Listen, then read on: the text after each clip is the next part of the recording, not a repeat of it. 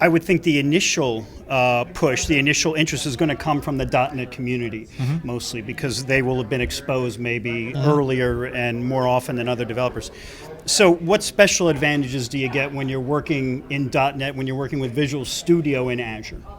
Well, I try to show that a little bit in my talk today, where, for example, with Visual Studio, whether it's 2010, 2012, or 2013 that's about to come out, you can literally file a new ASP.NET project, just right-click, publish to Azure, and literally in a matter of seconds, you've got your ASP.NET app up and running. If you want to redeploy, it just works. If you want to deploy a database, it just works. If you want to use Entity Framework and code migrations, it just works. And even within Visual Studio, within the Server Explorer now, today you can see databases and things like that for your on-premise environments.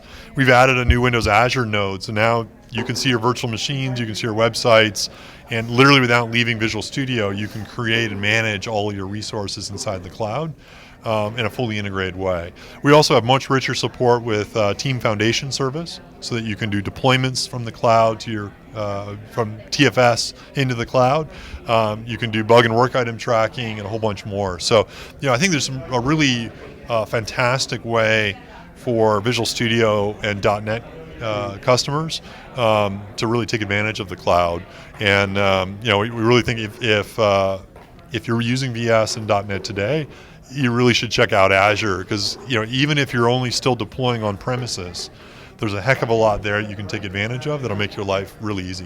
One thing that stood out to me that you mentioned in your keynote this morning was the ability to test out Visual Studio 2013, which isn't out yet. Or if you're using Visual Studio 2010, you can see what VS 2013 offers without actually installing it on your server. So that's kind of a hidden advantage, it seems, of using Azure. Yeah, absolutely. The ability to spin up VMs, really opens up a ton of possibilities in terms of what you can do, I think that's a key one that everyone can take advantage of. Right. Where do you see a developer starting with Azure? If they're not sure, what should I do first? What are the steps that you would give them, or what should they start? What kind of projects should they be doing initially to get familiar with it? I think the thing I'd recommend is use what you know today. So if you're building web applications, use ASP.NET and create a website on Azure and try deploying and using it. If you're using SQL today, create a SQL database and do the same. If you've got your own custom, Windows service, spin up a virtual machine. And the beauty about, I think, Azure is, it works well with what you already have. And so, I think there's a bunch of new skills and new concepts that you want to kind of learn to really take, even more advantage of the cloud. Things like MapReduce, or things like NoSQL, or things like, other kind of distributed architecture kind of approaches. But you don't have to jump in the deep end to begin with. And part of what's nice about Azure is the fact that if you just want to host a web app or website, it works pretty much the way you used to, but then you can add on more, and you can kind of gracefully start integrating more of these capabilities and features in a really nice way. Right. Okay, so one of the big things, obviously, everyone is looking into, even if they're not using it, is mobile development. Now, Azure has got some special capabilities with Azure Mobile Services. Can you talk about what that offers a little bit? Yeah, with Azure Mobile Services, we have a really easy way that you can stand up a backend for your mobile apps. And it works not only with Windows 8 apps, with Windows Phone apps, it also works with iOS and Android applications as well. And so basically, we expose standard web APIs and kind of REST and JSON endpoints. And we let you not only kind of store data, do security, do push notifications, and a bunch more. And so that's a really nice way that you can go ahead and build a backend for any mobile application. And really take advantage of it. If you want to, you could also just spin up an ASP.NET Web API service. And so if you want to do truly custom backend development, you can do that as well. What we found is a lot of client developers, though, just want simple back end for data, security, and push. And that's where mobile services really comes into play. Is it's dead simple, it doesn't require you to be a distributed systems developer, and makes it really easy.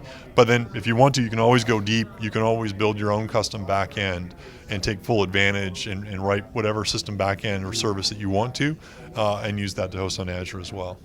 Now, finally, Azure has been frequently upgraded, especially since you took it over actually, and it's more of an agile sort of cycle now that you have moved to. Can you give us sort of a sneak peek on what we might expect for some upcoming cycles? Give us a little look forward on what developers can look forward to in the future.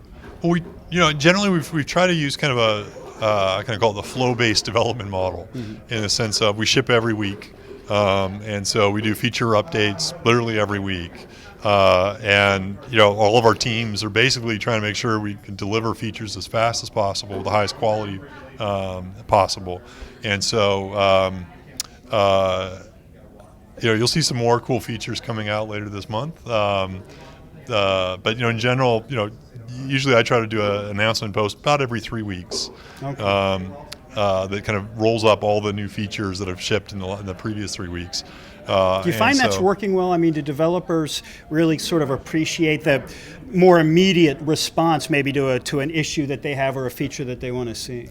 Yeah, no, I think people really like it. Generally, we're hearing really good feedback from it. Partly in the sense of it's much more responsive based on feedback. It also, I think, lets us build a much better product. One of the things that we do every time we ship a new feature is really look at, are people using it? And so, there's areas that we've kind of invested in, and we've kind of realized, what people, we want to add this advanced feature, but no one's using the basic feature. Right. How do we make the basic feature easier to use, or are we doing something wrong? And we're able to kind of course correct in a very agile way. And that's kind of really allowed us, I think, not only to ship things faster, but to actually really make sure that the stuff that we're shipping resonates with customers and really meets their needs. So I think that combination is something we're going to continue to work pretty hard on. Great. Scott Guthrie, Windows Azure, thanks very much for joining us today. Thanks for having